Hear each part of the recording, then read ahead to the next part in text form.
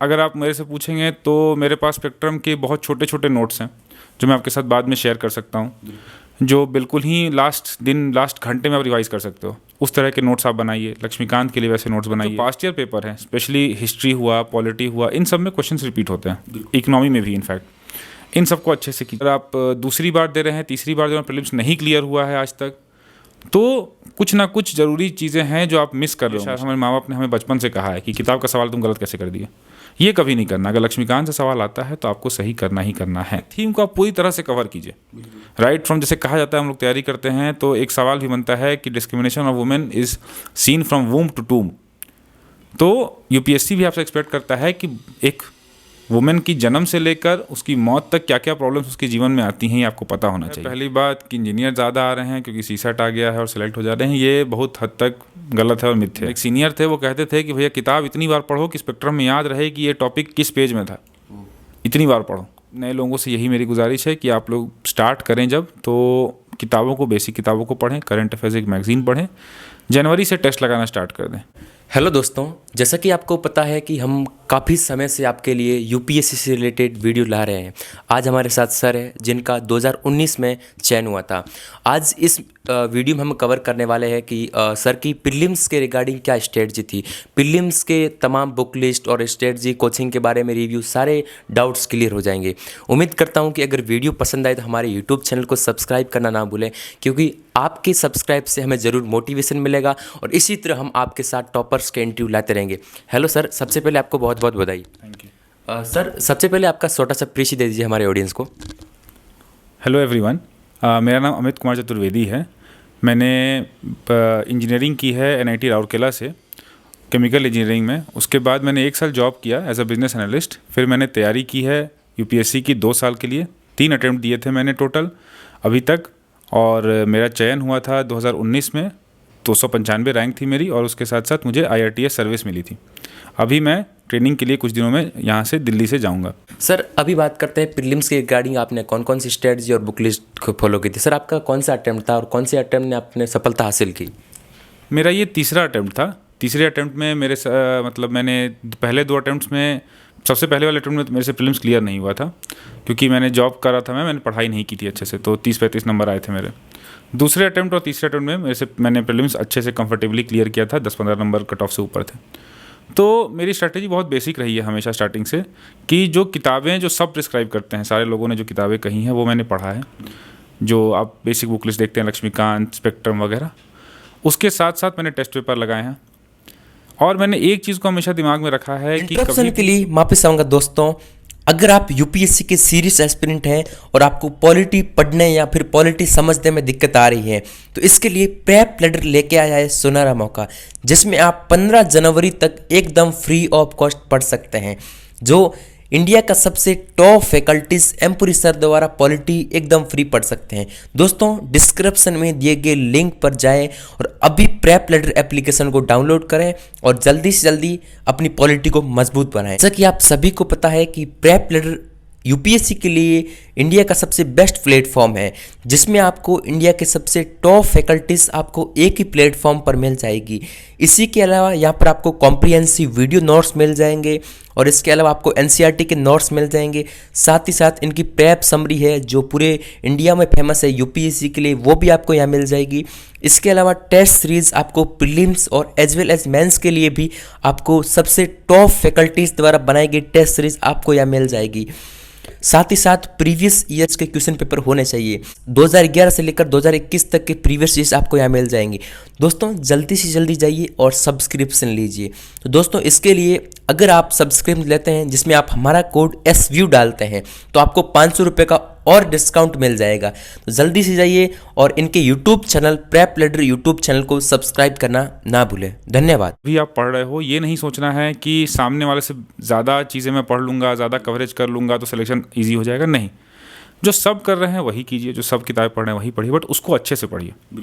जैसे अगर आप मेरे से पूछेंगे तो मेरे पास स्पेक्ट्रम के बहुत छोटे छोटे नोट्स हैं जो मैं आपके साथ बाद में शेयर कर सकता हूँ, जो बिल्कुल ही लास्ट घंटे में आप रिवाइज़ कर सकते हो। उस तरह के नोट्स आप बनाइए। लक्ष्मीकांत के लिए वैसे नोट्स बनाइए, सारी किताबों के लिए, बट ये धीरे धीरे पढ़ते पढ़ते आएगा। उसके साथ साथ आप टेस्ट वगैरह लगाएं, जितनी भी टेस्ट हैं, मैंने टेस्ट बहुत लगाई हैं। कुछ नहीं तो पहले साल में तो मैंने 100 से ऊपर टेस्ट लगाई थी 2018 में, तो वो आपको हमेशा फ़ायदा करेगा। लेकिन हाँ, टेस्ट को मापदंड की तरह लेना है, और उसके साथ साथ जो पास्ट ईयर पेपर हैं, स्पेशली हिस्ट्री हुआ, पॉलिटी हुआ, इन सब में क्वेश्चंस रिपीट होते हैं, इकोनॉमी में भी इनफैक्ट, इन सबको अच्छे से कीजिए। इसके अलावा स्टैटिक पर ज़्यादा फोकस रखना है रैदर दैन करंट अफेयर्स पे। करंट अफेयर्स के नाम पर आज के डेट में बहुत सारी मटेरियल्स आ रही हैं, उसको अवॉइड करना है, क्योंकि करंट अफेयर्स कम आता है और ऐसी चीज़ें आती हैं जो जनरली हम लोग शायद ना पढ़ें, बट जो कि स्टैटिक में ऐसा है कि जो किताबें हम पढ़ के जाएंगे सवाल उन्हीं से आएंगे। तो मेरा तो बेसिक स्ट्रैटेजी हमेशा से यही रहा है। कुछ अगर स्पेसिफिक अगर जानना है तो आप बताएं। सर, जैसा कि अब ईमानदारी से देखा जाए, और प्रीलिम्स कितने टाइम की तैयारी के बाद अपन क्लियर कर सकते हैं? अगर आप सच्चे लगन से और मन से 6 महीने तैयारी करते हैं, जैसे बहुत लोग हमेशा, बहुत सारे टीचर वगैरह भी हमेशा कहते हैं कि आप प्रीलिम्स में, अगर जून में प्रीलिम्स है और पहला प्रीलिम्स है, तो आप जनवरी अंत तक या फरवरी के मिड तक जरूर लग जाइए प्रीलिम्स की तैयारी में, क्योंकि पहला साल है। अगर इस साल आपका प्रीलिम्स क्लियर हो जाता है तो मेंस भी जरूर ही क्लियर होगा, क्योंकि आपने पहले पढ़ाई की है। और पहला साल में प्रीलिम्स इतनी वो मांगता है, मतलब इज़्ज़त मांगता है, अगर कहा जाए तो हर स्टेज अपनी अलग इज़्ज़त चाहता है। तो मेरे हिसाब से जनवरी में स्टार्ट कीजिए, जनवरी अंत में एक प्लान बना लीजिए अच्छे से कि ये सब्जेक्ट पढ़ने हैं, इस तरह से पढ़ने हैं। और अभी जैसे जून 5 को है ना एग्ज़ाम इस बार भी, तो आप जनवरी 20-25 से आप लग सकते हैं प्रीलिम्स में। और अगर पहले बार दे रहे हैं, और अगर आप दूसरी बार दे रहे हैं, तीसरी बार दे रहे हैं, प्रीलिम्स नहीं क्लियर हुआ है आज तक, तो कुछ ना कुछ ज़रूरी चीज़ें हैं जो आप मिस कर रहे होंगे शायद, उनको समझने की कोशिश कीजिए। जैसे कि अगर क्या क्या भूल रहे हैं, अगर जो आप बेसिक किताबें पढ़ रहे हैं उनसे नहीं भूल रहे हैं, उनसे भूल रहे हैं क्या। क्योंकि मुझे याद है हमारे साथ मेरे एक सीनियर थे, अभी फॉरेस्ट सर्विसेज में है वो, तो उन्होंने बताया था कि देखो यार, पढ़ते सब है, सब कुछ सब कोई करता है, बट एक चीज़ दिमाग में हमेशा रखनी है कि जो चीज़ें किताब से आ रही हैं वो गलत नहीं होनी चाहिए। जो चीज़ें शायद हमारे माँ बाप ने हमें बचपन से कहा है कि किताब का सवाल तुम गलत कैसे कर दिए, ये कभी नहीं करना। अगर लक्ष्मीकांत से सवाल आता है तो आपको सही करना ही करना है। वैसे ही पॉलिटी स्पेक्ट्रम से आता है तो करना ही है। 8 किताबें अच्छे से करके जाइए। उस चीज़ पे अगर आप छोड़ते हैं तो आपकी गलती है। तो मेरा तो यही रहेगा, और सेकंड अटेम्प्ट और थर्ड अटेम्प्ट के लिए भी यही रहेगा संदेश कि आप इस तरीके से पढ़ाई कीजिए ताकि बेसिक किताबें हमेशा क्लियर हो। ओके सर, बहुत सारे स्टूडेंट जो अभी 12th में हैं उनके दिमाग में चल रहा है कि पहले मैं प्रीलिम्स की तैयारी करूँ या पहले मैं मेंस की तैयारी करूँ, तो इसके संदर्भ में आप क्या कहना चाहेंगे? अगर प्रीलिम्स की पहले तैयारी करें तो किस प्रकार करें, शुरुआत में कौन सी बुक लिस्ट फॉलो करें, कौन कौन से रिसोर्स शुरुआत में फॉलो करें?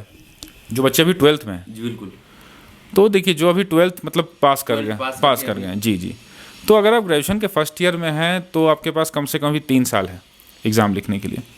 तो सबसे पहली चीज़ जो सबसे ज़रूरी है कि पहले लोग कहते हैं इस एग्ज़ाम के ग्रूव में आना, बिल्कुल जो सांचा है इस एग्ज़ाम का उसमें आइए। तो उसके लिए पहले आप अखबार पढ़िए, सबसे पहले 6 महीने अखबार पढ़िए, समझिए कि अखबार पढ़ना कैसे है। धीरे धीरे आप समझ में आ गया। न्यूज़ देखिए, जानिए चीज़ों को क्या है नहीं है, आपका इंटरेस्ट किस सब्जेक्ट में है, ऑप्शनल चुनिए उसके हिसाब से। उसके अलावा आप किताबों को धीरे धीरे, जैसे अगर आप ग्रेजुएशन करते हैं, बीए वगैरह आपका प्रोग्राम है और आपको अपने ही सब्जेक्ट के हिसाब से ऑप्शनल चुनना है, तो उस सब्जेक्ट को अच्छे से पकड़ बनाइए। क्योंकि अगर आपका ऑप्शनल रेडी रहेगा तो बाकी चीज़ें बहुत स्मूथली हो जाएंगी। समय मिलता है इतना यूपीएससी की तैयारी में। तो सबसे पहला काम है ऑप्शनल का। अगर आप ग्रेजुएशन कर रहे हैं तो इंजीनियरिंग वगैरह वाले में तो फिर ऑप्शनल अलग से पढ़ना पड़ता है, तो उनकी फिर अलग स्ट्रेटजी होगी। बट अगर सीधा साधा यूपीएससी का एम है तो ऑप्शनल पहले कीजिए सब्जेक्ट के हिसाब से। उसके साथ किताब बुक्स मतलब ये न्यूज़पेपर पढ़िए और बेसिक किताबें पढ़िए। पॉलिटी पढ़िए, पॉलिटी देखिए आसान है, कुछ भी नहीं है उसमें, मतलब आप पढ़ सकते हैं अपने से बिना टीचर के भी। पॉलिटी, हिस्ट्री ये सब पढ़िए और अकॉर्डिंगली धीरे धीरे आपको खुद ही समझ में आने लगेगा कि किस चीज़ों की आपको कहाँ ज़रूरत है। पेपर देखिए, पास पेपर, 3 साल का समय बहुत होता है, आराम से तैयारी हो जाती है। ओके सर, बहुत सारे स्टूडेंट को ये नहीं पता होगा कि सिलेबस किस प्रकार समझना है, और सिलेबस में समझने में बहुत दिक्कत आती है। इतना बड़ा सिलेबस है यूपीएससी की सिलेबस, वो किस प्रकार समझे? और आपने सर शुरुआत में जब सिलेबस को समझा तो किस प्रकार समझा? देखिए, सिलेबस का सबसे अच्छी बात है कि सिलेबस बहुत लोग, जैसे इसकी मैं आपको एक कहानी सुनाता हूँ। हम लोग स्पेक्ट्रम में जब पढ़ते हैं तो आप लोग भी जानते होंगे कि स्पेक्ट्रम की जो पहले की 5-6 चैप्टर हैं वो डील करती हैं 1857 के लड़ाई के पहले की। हम लोग उन चीज़ों को भी बहुत ज़्यादा अहमियत देकर पढ़ते हैं, पर कभी आपने सिलेबस देखा हो ढंग से तो प्रीलिम्स के सिलेबस में हिस्ट्री के 2 हिस्से हैं। एक है इंडियन नेशनल मूवमेंट और दूसरा है history of the rest of the time, rest of the world, rest of India, from ancient ages till present time. तो आप खुद समझिए कि 1857 के बाद इंडियन नेशनल मूवमेंट है, वो एक अकेली टॉपिक है, और एक टॉपिक है हड़प्पन काल से लेकर उस समय तक की। तो किसका ज़्यादा ज़रूरी है आपको पढ़ना और किसको ज़्यादा डेप्थ में पढ़ना ज़रूरी है, ये आप खुद समझ सकते हैं। सिलेबस इस चीज़ में हेल्प करता है। तो सिलेबस प्रीलिम्स में तो कुछ खास ऐसा है नहीं जो बहुत ज़्यादा डेप्थ में जाना पड़े। मेंस में जैसा कि है, अब मेंस में आपको हर पेपर को अपने हिसाब से देखना होगा। GS1 हो गया तो GS1 की सिलेबस की जो मतलब जो समझ है वो अलग है। सोसाइटी है, ज्योग्राफी है, हिस्ट्री है, उनमें भी एक एक पॉइंट को आप देखिए, और उसको कुछ नहीं समझ में आता है, देखिए अब तो कोचिंग भी बहुत हो गए हैं, उनके मटेरियल को देखिए या फिर नेट पे एक बार सर्च कीजिए। उसका मतलब क्या, अगर कम्युनलिज्म के ऊपर सवाल आता है GS1 में, तो आपको कम्युनलिज्म के प्लस माइनस प्रोज कॉन्स क्या है, डेफिनेशन क्या है, पता होना चाहिए। और ये आपसे एक्सपेक्टेड है, आप इतनी बड़ी एग्जाम की तैयारी करने जा रहे हैं, ये एक्सपेक्टेड है। सिमिलरली GS पेपर 2 है, पेपर 2 में भी आपको, जो बहुत लोग कहते हैं कि लक्ष्मीकांत पढ़ के हो जाएगा, क्या लक्ष्मीकांत पढ़ के पूरी तरह से नहीं होगा, क्योंकि उसमें आप गौर से देखेंगे तो दो हिस्से और भी हैं पॉलिटी में। गवर्नेंस है, सोशल जस्टिस है, उसके अलावा IR तो अलग हैं ही। तो गवर्नेंस, सोशल जस्टिस में लोगों को दिक्कत होती है कि भैया क्या पढ़ें नहीं पढ़ें, तो उनमें आप एक ब्रॉड थीम तैयार कीजिए। पास्ट ईयर पेपर देखिए कि कॉन्स्टिट्यूशनल बॉडी से कैसे सवाल आ रहे हैं, स्टैट्यूटरी बॉडी से सवाल कैसे आ रहे हैं, चाहे बेसिक से आ रहे हैं या करंट से आ रहे हैं। करंट तो खैर मार्केट में आता ही है। ये सब सवालों को आप समझने की कोशिश कीजिए और उस अकॉर्डिंग अपनी तैयारी कीजिए। सोशल जस्टिस में भी मेजर थीम्स, जैसे वुमेन एक थीम है, अब वुमेन एक थीम को आप पूरी तरह से कवर कीजिए, राइट फ्रॉम, जैसे कहा जाता है, हम लोग तैयारी करते हैं तो एक सवाल भी बनता है कि discrimination of women is seen from womb to tomb. तो UPSC भी आपसे एक्सपेक्ट करता है कि एक वुमेन की जन्म से लेकर उसकी मौत तक क्या क्या प्रॉब्लम्स उसके जीवन में आती हैं, ये आपको पता होना चाहिए। वैसे ही बच्चे का है, अगर आपके चिल्ड्रन पे आपको सवाल आता है तो आपको सोचना होगा किस किस हिस्से में सवाल आ सकता है। पढ़ाई पे, जन्म पे आ सकता है कि भाई सेक्स रेशियो का इशू है, पढ़ाई पे आ सकता है कि प्राइमरी एजुकेशन ख़राब है, सेकेंडरी एजुकेशन ख़राब है, उसकी बालावस्था पे आ सकता है कि एडोलेसेंस में क्या इश्यूज़ आते हैं, उसके बाद बच्चे क्या करते हैं भैया, शादी नौकरी चाकरी की बात आती है, उसका देखना है, उस पर सवाल आ सकते हैं। ऐसे करते करते उसमें भी इकनॉमी का हिस्सा बन सकता है, डेमोग्राफिक डिविडेंड का सवाल आ सकता है। तो ऐसे जब आप तैयारी करेंगे ना, तो आपको हर सिलेबस का हिस्सा अलग अलग नहीं पढ़ना पड़ेगा, एक में ही सब कुछ कवर हो सकता है। जैसे मैंने अभी बताया, तो एजुकेशन भी उसी में आ गया, हेल्थ भी इसी में आ गया, चिल्ड्रन आ गए, वुमेन आ गए, इन चीज़ों को देख के पॉवर्टी आ गई, इन चीज़ों को देख के बच्चों को लगता है अलग अलग क्या क्या तैयारी करें, इसका अलग अलग नहीं करना। चीज़ों को अच्छे से समझ के, एक आप खुद ही सोचिए कि आप इतने बड़े पद पे जाने वाले हैं, तो कुछ चीज़ों की आपको समझ होनी चाहिए, बिल्कुल उस समझ को डेवलप कीजिए। ये नहीं कि किसी तरह की दिक्कत आई तो मैंने कोई सवाल आया जिसमें लगता है आपको कि ये एकदम रटा हुआ होना चाहिए, वो कभी नहीं होगा। सर, CSET को लेकर बहुत सारे हिंदी मीडियम के स्टूडेंट्स घबराते हैं कि मैथ वाले स्टूडेंट इसमें, IIT वाले इस दौड़ में ज़्यादा आ रहे हैं, उनको डर लग रहा है। तो सर, CSET का अपने अंदर फोबिया को किस प्रकार मिटाए और आसानी से कैसे क्लियर करें? देखिए, ये जो है पहली बात कि इंजीनियर ज़्यादा आ रहे हैं क्योंकि CSET आ गया है और सिलेक्ट हो जा रहे हैं, ये बहुत हद तक गलत है और मिथ्या है। कारण ये कि मैंने अपने साथ मित्रों को देखा है, खुद में भी ये चीज़ देखी है कि CSET के लिए तैयारी चाहिए। जैसे मैंने आपको कहा पहले भी कि एग्ज़ाम का हर स्टेज अपनी इज्जत मांगता है भाई आपकी तरफ से, कि आप उसको प्रॉपर रेस्पेक्ट करो। CSET भी उतनी ही रेस्पेक्ट मांगता है जितना GS पेपर 1 मांगता है। क्वालिफाइंग होने से मतलब नहीं है। तो CSET को भी समय दीजिए, थोड़ा ही समय दीजिए, और हर किसी का अपना अपना लेवल होता है। जैसे बहुत लोग GS में बहुत अच्छे होते हैं, CSET में कमज़ोर होते हैं, बहुत लोग CSET में अच्छे होते हैं, GS में कमज़ोर होता है। तो आप अपने आप को समझिए। पेपर, उसका सबसे अच्छा तरीका है कि पिछले साल के, जब आपको लगता है कि आपको तैयारी कहाँ से स्टार्ट करनी चाहिए, बहुत लोगों को मैंने देखा है कि किताबें ले आते हैं SSC की, उससे करते हैं। नहीं, मेरा कहना है वो 8, 9, 10 की मैथ्स है जी, आपने सबने पढ़ी है। डर लगता है ज़रूर क्योंकि अब याद नहीं है कुछ भी, बट सबसे उसका अच्छा तरीका है, जो मैं दोस्तों को भी कहता हूँ, जूनियर लोगों को भी कहता हूँ, कि आप पहले किताब को, पहले पास्ट ईयर पेपर उठाइए पिछले 5 साल के, उनको सॉल्व कीजिए। आप देखिए कि क्या आपसे 100 नंबर आ रहे हैं, आपको 67 चाहिए ना अपने को, 100 नंबर आ रहे हैं, 80 नंबर आ रहे हैं। अगर आ रहे हैं तो आप सही राह पे हो, थोड़ा बहुत प्रैक्टिस कीजिए। नहीं आ रहे हैं तो वो टॉपिक चुनिए, कौन कौन से टॉपिक्स में आपको सवाल गलत हो रहे हैं, उनको प्रैक्टिस कीजिए अलग से। ये सबसे अच्छा तरीका है मेरे हिसाब से, सबसे कम टाइम लेगा, और आपको कभी भी ये नहीं लगेगा कि आप किसी गलत राह पे चल गए, कहीं आप SSC की तैयारी या बैंकिंग की तैयारी तो नहीं कर रहे हैं। मेरे हिसाब से तो यही सही है। ओके सर, इस बिना कोचिंग अगर प्रीलिम्स क्लियर कर सकते हैं तो आपकी क्या स्ट्रेटजी थी, तो आप बता दीजिए एक बार। प्रीलिम्स ऐसा है कि मैंने बिना कोचिंग के सब कुछ ही किया है, ऑप्शनल बस कोचिंग ली थी मैंने। तो प्रीलिम्स का ऐसा है कि पहले भी कहा कि आप बेसिक जो किताबें हैं जो हमारे सब प्रिस्क्राइब करते हैं उनको आप अच्छे से कंठस्थ कीजिए। मेरा एक लॉजिक था, मेरा एक दोस्त थे, हम लोगों का था कि जब हम लोग लक्ष्मीकांत अगर कंप्लीट कर लेते हैं एक बार पढ़ना अच्छे से, 2-3-4 बार पढ़ लिया, कॉन्फिडेंस आ गया, तो विजन की टेस्ट उठाएंगे जो सबसे बेसिक वाली होती है जिसमें किताब सवाल आते हैं। और उसमें अगर हम लोगों को 150 से कम नंबर आते थे तो हम लोग मान के चलते कि हम लोगों ने किताब अच्छे से नहीं पढ़ी है, तो किताब दोबारा पढ़ने की ज़रूरत है। वैसे ही हिस्ट्री में है, अगर आपको विजन के सबसे बेसिक वाले टेस्ट जिसमें किताब सवाल आते हैं, अगर उसमें आपको नहीं नंबर आ रहे हैं 120-130, तो कहीं ना कहीं कुछ गड़बड़ है और किताब पढ़ने की ज़रूरत है। तो किताब पे ज़्यादा फोकस इंपॉर्टेंट है, स्पेशली स्टैटिक। करंट जो भी आप पढ़ते हैं पढ़िए, बट स्टैटिक को सबसे ज़्यादा समय चाहिए। प्रीलिम्स का यही हिसाब है और कुछ भी नहीं है। और थोड़ा बहुत पेपर सॉल्व करेंगे तो गेस वर्क सीख जाएंगे, उसके लिए कोई कोचिंग कुछ आपको पिला नहीं सकती है। सर ओवरऑल देखा जाए तो आपको क्या लगता है कि किन किन गलतियों से प्रीलिम्स में बचना चाहिए ताकि कहीं ना कहीं अपना प्रीलिम्स आसानी क्लियर हो जाए? प्रीलिम्स में देखिए 2-3 चीज़ें हैं। पहली चीज़ तो जो मैंने आपको बताया, किताबें अच्छे से पढ़े, सिली मिस्टेक नहीं होने चाहिए। कहीं प्रेसिडेंट है, कहीं प्राइम मिनिस्टर है, आप कंफ्यूज हो गए और फिर आप बाद में कहोगे सवाल टफ था मैं कंफ्यूज हो गया, नहीं, क्योंकि अपनी किताब आपको याद नहीं है। ठीक है, मेरे एक सीनियर थे, वो कहते थे कि भैया किताब इतनी बार पढ़ो कि स्पेक्ट्रम में याद रहे कि ये टॉपिक किस पेज में था, इतनी बार पढ़ो। सुनने में टफ लगता है, बट जब आप भी 20 बार पढ़ोगे, 25 बार पढ़ोगे, तो आपको पता लगेगा कि हाँ भैया ये तो यहाँ था, यहाँ था, यहाँ लिखा हुआ है, इस पन्ने को खोलेंगे तो ये निकलेगा। तो पहला तो स्टेप वो होगा। दूसरा, अपने आप को आंकिए कि आप किस जोन में लाई करते हैं। जैसे बहुत लोग होते हैं कि उनके मतलब जो लॉजिकल गेस हैं वो सब हमेशा सही होते हैं। तो जैसे कुछ लोग 150 लाते हैं हमेशा, जैसे मेरा एक दोस्त है उसको हमेशा 140-145 आएगा मार्क्स, हमें नहीं आ सकता उतना। प्रीलिम्स क्वालिफाइंग है, लाने की ज़रूरत भी नहीं है। आप अपने आप को आंकिए। कैसे आंकेंगे? पेपर बनाकर, पेपर सॉल्व कीजिए, पेपर में क्या गलत हो रहा है। तो उसकी भी एक बहुत अच्छी टेक्निक है। जैसे हमारे एक सीनियर थे, उन्होंने बताया था कि तुम ABCD मार्किंग करो। A मतलब जो फुल्ली कॉन्फिडेंट है, B जिसमें 50-50% चांस है, 3 जिसमें 3 ऑप्शन एलिमिनेट करके, मतलब 3 ऑप्शन को छोड़ना है, 1 को टिक करना है, और D जिसमें तुम चारों को कुछ भी नहीं आता है पर तुक्का मार रहे हो।